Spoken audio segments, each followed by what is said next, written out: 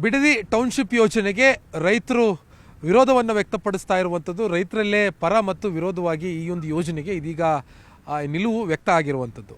ಬರೋಬ್ಬರಿ 9,600 ಎಕರೆಯಷ್ಟು ಭೂಮಿ ಈ ಒಂದು ಟೌನ್ಶಿಪ್ ಯೋಜನೆಗೆ ಇಲ್ಲಿ ಭೂಸ್ವಾಧೀನ ಮಾಡ್ಕೊಳ್ಳೋದಕ್ಕೂ ಕೂಡ ಸರ್ಕಾರ ಮುಂದಾಗಿರೋದು. ನಿಮ್ಮ ಭಾಗದಲ್ಲಿ ನೀವೇನು ನೋಡ್ತಾ ಇದ್ದೀರಿ, ಇದು ಈ ಭಾಗದಲ್ಲಿರುವಂಥ ಬೈರಮಂಗಲ ಮತ್ತು ಇದರ ಸುತ್ತಮುತ್ತಲಿರುವಂಥ ಸುಮಾರು 25ಕ್ಕೂ ಹೆಚ್ಚಿನ ಹಳ್ಳಿಯನ್ನು ಈ ಒಂದು ಟೌನ್ಶಿಪ್ ಭಾಗವಾಗಿ ಭೂಸ್ವಾಧೀನವನ್ನು ಮಾಡ್ಕೊಳ್ಳೋದಕ್ಕೆ ಸರ್ಕಾರ ಮುಂದಾಗಿರುವಂಥದ್ದು. 2-3 ಹಳ್ಳಿಗಳಲ್ಲಿ ಈಗಾಗಲೇ ನೋಟಿಫಿಕೇಶನ್ ಕೂಡ ಜಾರಿಯಾಗಿರುವಂಥದ್ದು. ಈ ಒಂದು ಯೋಜನೆಗೆ ರಾಜ್ಯ ಸರ್ಕಾರದ ಬಹುನಿರೀಕ್ಷಿತ ಯೋಜನೆಯಾಗಿರುವಂಥ ಬಿಡದಿ ಟೌನ್ಶಿಪ್ಗೆ ಇಲ್ಲಿ ಭಾಗದಲ್ಲಿರುವಂಥ ಕೆಲವು ರೈತರು ವಿರೋಧವನ್ನು ವ್ಯಕ್ತಪಡಿಸ್ತಾ ಇದ್ದಾರೆ. ಹಾಗಿದ್ರೆ ಯಾಕೆ ಇವರು ವಿರೋಧವನ್ನು ವ್ಯಕ್ತಪಡಿಸ್ತಾ ಇದ್ದಾರೆ ಅನ್ನೋದನ್ನು ಖುದ್ದು ಆ ರೈತರನ್ನೇ ಮಾತಾಡ್ಸೋಣ. ಸರ್, ಈ ಒಂದು ಯೋಜನೆಗೆ ವಿರೋಧವನ್ನು ವ್ಯಕ್ತಪಡಿಸ್ತಾ ಇದ್ದೀರಿ, ಏನು ಮುಖ್ಯ ಕಾರಣ ಅಂತ?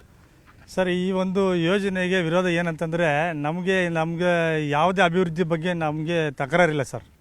ಮುಖ್ಯವಾಗಿ ಏನಂದರೆ ಅಭಿವೃದ್ಧಿ ಆಗಬೇಕು, ಆದರೆ ನಿಜವಾದ ಅಭಿವೃದ್ಧಿಗೆ ನಮ್ಮ ಒಪ್ಪಿಗೆ ಸದಾ ಇದೆ ಸರ್. ನಾವು ನೋಡಿ ಏನೋ ಒಂದು ರೋಡ್ ಮಾಡ್ತೀರಾ, ಸಾವಿರಾರು ಜನಕ್ಕೆ ಅನುಕೂಲ ಆಗುತ್ತಂದರೆ ನಾವು ಯಾವ ಬೀದಿ ನಮ್ಮ ರೈತರುಗಳು ಸ್ವಾಗತ ಮಾಡ್ತೀವಿ ಸರ್. ಇಲ್ಲೊಂದು ಟ್ರೈನ್ ಬರ್ತಾಯಿದ್ಯಾ, ಟ್ರೈನ್ ಟ್ರ್ಯಾಕ್ ಬರೋಂಗಿದ್ರೆ ಹೇಳಿ ದಯವಿಟ್ಟು ನಾವು ಸ್ವಾಗತ ಮಾಡ್ತೀವಿ.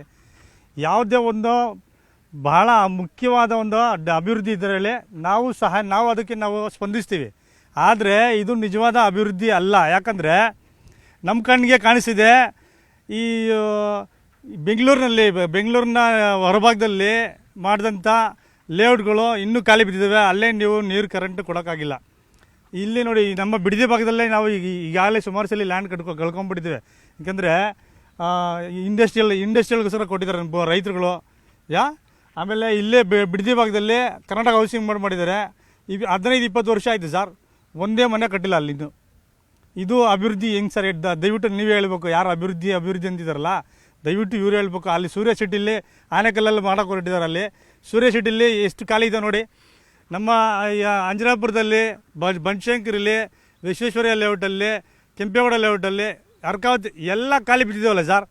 ಇದು ಯಾರ ಅಭಿವೃದ್ಧಿ ಮತ್ತು ಯಾವುದಕ್ಕೋಸ್ಕರ ಅಭಿವೃದ್ಧಿ ಅಂತ ದಯವಿಟ್ಟು ಅಭಿವೃದ್ಧಿ ಮಾಡೋರು ಹೇಳ್ಬೇಕು, ನಿಜವಾದ ಅಭಿವೃದ್ಧಿನ ಅಂತ.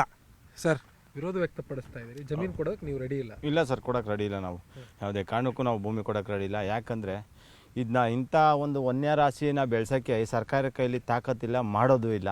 ಆದರೆ ನಾವು ಬೆಳೆದು ತೋರಿಸಿದ್ದೀವಿ. ಒಂದು ಮಲೆನಾಡು ಇದ್ದಂಗಿದೆ, ಇಂಥ ಪ್ರದೇಶನ ಕಡ್ದು ಅಭಿವೃದ್ಧಿ ಮಾಡ್ತೀವಿ ಅಂತ ಹೊರಟಿದ್ದಾರಲ್ಲ, ಈ ಸರ್ಕಾರಕ್ಕೆ ನಾಚಿಕೆ ಮಾನ ಮರ್ಯಾದೆ ಇದೆಯಾ? ನೀವು ಮಾಡಿ ಅಭಿವೃದ್ಧಿ ಎಲ್ಲಿ ಮಾಡಬೇಕು? ಬಡಭೂಮಿ ಇರೋ ತಾವು ಮಾಡಬೇಕು, ನೀರಾವರಿ ಇಲ್ಲದೆ ಇರೋ ತಾವು ಮಾಡಬೇಕು. ಇಲ್ಲಿ ನಮ್ಮಲ್ಲಿ ನೀರು ಸೋರ್ಸು 90 ಭಾಗ ಇದೆ. ಅಲ್ಲ ಸರ್, ನಮಗೆ ಕೆಲವ್ರು ಅನ್ಬೋದು ವೃಷಭಾವತಿದು ಕೊಳಚೆ ನೀರು ಬರುತ್ತೆ ಅಂತ. ಇಲ್ಲಿ ಏನು ಕಾಣುತ್ತೋ ಆಲ್ಮೋಸ್ಟ್ 90 ಭಾಗ ಎಲ್ಲ ಬೋರು ನೀರು. ನಾವು ಬೋರ್ ಹಾಕ್ಸಿ ಬೋರಿಂದ ತಗೊಂಡಿರುವಂಥ ನೀರನ್ನೇ ನಾವು ಬೆಳೀತಾ ಇದ್ದೀವಿ. ಆಲ್ಮೋಸ್ಟ್ ನೀವು ಬೇಕಾದ್ರೆ ಚೆಕ್ ಮಾಡಿ. ನಾವು ಏನೇನೋ ಒಂದೊಂದು ನೀರು ಸರಿ ಇಲ್ಲ, ಕೊಚ್ಚೆ ನೀರು ಏನೋ ಒಂದು ಹೇಳ್ತಾರೆ, ಅವ್ರಿಗೆ ಬೇಕು ಅನ್ನೋರು ಹೇಳ್ತಾರೆ. ನೀರಲ್ಲಿ ಬೆಳೆದಿರೋದು ತಿಂದರೆ ಕ್ಯಾನ್ಸರ್ ಬರುತ್ತೆ ಅಂತಲ್ಲ ಸರ್. ನಮ್ಮ ಭಾಗದಲ್ಲಿ ಎಲ್ಲ ಬದುಕೋರಲ್ಲ ಸರ್. ಎಷ್ಟು ಜನ ಕ್ಯಾನ್ಸರ್ ಇದೆ ಸರ್? ಪ್ರೂವ್ ಮಾಡಬೇಕಲ್ವಾ? ಪ್ರೂವ್ ಮಾಡಬೇಕಲ್ವಾ? ಇವಾಗ ನೀವು ಪ್ರೂವ್ ಮಾಡಿದ್ರೆ ಹೇಳ್ತೀರಾ. ಇವಾಗ ಹೇಳ್ಬೇಕು. ಇವಾಗ ನಮ್ಮ 2 ಪಂಚಾಯತಿಯಲ್ಲಿ ಎಷ್ಟು ಜನ ಕ್ಯಾನ್ಸರ್ ಇದೆ, ಒಂದು ಹಾಸ್ಪಿಟಲಲ್ಲಿ ಒಂದು ಮಾಹಿತಿ ತಗೊಳ್ಳಿ, ಗೊತ್ತಾಗಲ್ಲ ನಿಮಗೆ. ಬೈರಮಂಗಲ ಮತ್ತು ಕಾಂಚಿಗಾರನಹಳ್ಳಿ 2 ಪಂಚಾಯತಿಯಲ್ಲಿ 25ಕ್ಕೆ ಹೆಚ್ಚು ಹಳ್ಳಿ ಈಗ ಭೂಸ್ವಾಧೀನ ಮಾಡ್ತಾ ಇದೆ. ಕೆಲವು ಕಡೆ ಭೂಸ್ವಾಧೀನ ನೋಟಿಫಿಕೇಶನ್ ಆಗಿದೆ ಸರ್, ಕೆಲವು ಕಡೆಗಳಲ್ಲಿ ಆಗಿದೆ. ಈ ಭಾಗದಲ್ಲಿ ಇನ್ನೂ ಬಂದಿಲ್ಲ. ಬಿನಿಗಿರಿ, ಬೈರಮಂಗಲದಲ್ಲಿ ಇನ್ನೂ ಆಗಿಲ್ಲ. ನೀವು ಕೊಡಕ್ಕೆ ರೆಡಿ ಇದ್ದೀರಾ? ಕೊಡಲ್ಲ? ನಾವು ಯಾವುದೇ ಕಾರಣಕ್ಕೂ ಕೊಡಲ್ಲ ಸರ್.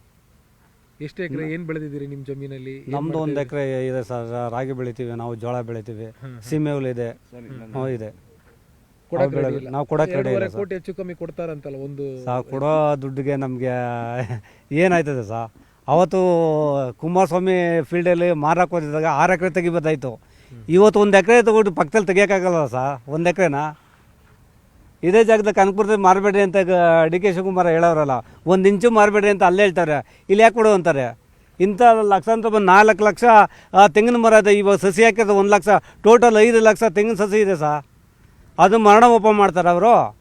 ಪರಂಗಿ ಸಸಿ ನೋಡಿ ಸರ್, ನೀವು ಸುತ್ತಮುತ್ತ ರೇಷ್ಮೆ ಎಷ್ಟಿದೆ, ಏನು ದನಕರ ಎಷ್ಟಿದೆ ನೀವೇ ನೋಡ್ತಾ ಇದ್ದೀರಲ್ಲ. 6 ಲಕ್ಷ ತಿಂಗಳಿಗೆ ಡೈರಿಗೆ ಹಾಲು ಹೋಗ್ತದೆ. ಯಾವ ರೀತಿಲಿ ಮಾಡ್ತಾರೆ ಸರ್ ಇವರು? ಅಭಿವೃದ್ಧಿ ಏನು ಮಾಡ್ತಾರೆ ಸರ್? ಬೇರೆ ಕಡೆ ಮಸ್ತಾಗಿದೆ, ಬರಡು ಭೂಮಿ ಬೇಜಾರನಿದೆ, ಮಾಡಲಿ ಅಲ್ಲಿ. ಇಲ್ಲೇ ಬೇಕು ಅವ್ರಿಗೆ. ಇಲ್ಲಿ ಗುಳುಮ್ ಮಾಡೋಕ್ಕಂತ ಗೋಮಾಳದ ಜಾಗದಲ್ಲಿ ರಿಯಲ್ ಎಸ್ಟೇಟ್ ಮಾಡೋಕ್ಕೋಸ್ಕರ ಇವ್ರು ಮಾಡ್ತಾರೆ ಸಂಚಯ ಇದು ಗೋಮಾಳದಲ್ಲಿ. ಸರ್, ನೀವು ಕೊಡಕ್ಕೆ ರೆಡಿ ಇಲ್ಲ ಸರ್? ಇಲ್ಲ, ಯಾವುದೇ ಕಾರಣಕ್ಕೂ ನಾವು 1 ಇಂಚ್ ಭೂಮಿನೂ ಕೊಡೋಲ್ಲ. ನಾವು 1 ಇಂಚ್ ಭೂಮಿನೂ ಕೊಡೋದಕ್ಕೆ ಹೋಗಲ್ಲ. ನಾವು ಏನೇ ಬಂದರೂ ನಾವು ಇದು ಹೋರಾಟ ಮಾಡೇ ಮಾಡ್ತೀವಿ ನಾವು. ಇದು ರಾಜಕೀಯವಾಗಿನೂ ಕೆಲವೊಂದು ಆರೋಪ ಪ್ರತ್ಯಾರೋಪ ಎಲ್ಲ ಆಗ್ತಾ ಇದೆ. ರಾಜಕೀಯವಾಗಿನೂ ಈ ಒಂದು ಪ್ರಕರಣ ತಿರುಗಿಬಿಟ್ಟಿದೆ. ಸೊ ಅದ್ರ ಬಗ್ಗೆ ಏನು ಹೇಳ್ತೀರಿ? ಅವ್ರು ಯಾರ್ಯಾರು ಮಾಡ್ಕೊತಿದ್ದಾರೆ, ನಾವಂತೂ ಇಲ್ಲಿ 1 ಇಂಚ್ ಭೂಮಿ ನಾವು ಕೊಡೋಕೆ ಹೋಗಲ್ಲ ನಾವು. ಇದಿಷ್ಟು ಈ ಭಾಗದಲ್ಲಿರುವಂಥ ರೈತರ ಮಾತು. ನಾವು ಯಾವುದೇ ಕಾರಣಕ್ಕೂ ಕೂಡ ನಮ್ಮ 1 ಇಂಚು ಭೂಮಿಯನ್ನು ಕೂಡ ಕೊಡೋದಿಲ್ಲ. ಅವರಿಗೆ ಅಭಿವೃದ್ಧಿ ಕಾಮಗಾರಿಗಳನ್ನು ಕೆಲಸಗಳನ್ನು ನಾವು ಸ್ವಾಗತಿಸ್ತೀವಿ, ಆದರೆ ಇಷ್ಟೊಂದು ಫಲವತ್ತಾಗಿರುವಂಥ ಭೂಮಿಯನ್ನು ಅದಕ್ಕೆ ಬಳಸ್ಕೋಬೇಡಿ ಅನ್ನುವಂಥ ಒಂದು ಮನವಿಯನ್ನು ಕೂಡ ಇದೇ ಸಂದರ್ಭದಲ್ಲಿ ರಾಜ್ಯ ಸರ್ಕಾರಕ್ಕೆ ಇವರು ರೈತರು ಮಾಡ್ತಾ ಇರುವಂಥದ್ದು. ಬಿಡದಿಯಿಂದ ಕ್ಯಾಮ್ರಾ ಪರ್ಸನ್ ರಾಯ್ಡು ಜೊತೆ ಆಶಿಕ್ ಮುಲ್ಕಿ, ನ್ಯೂಸ್ 8.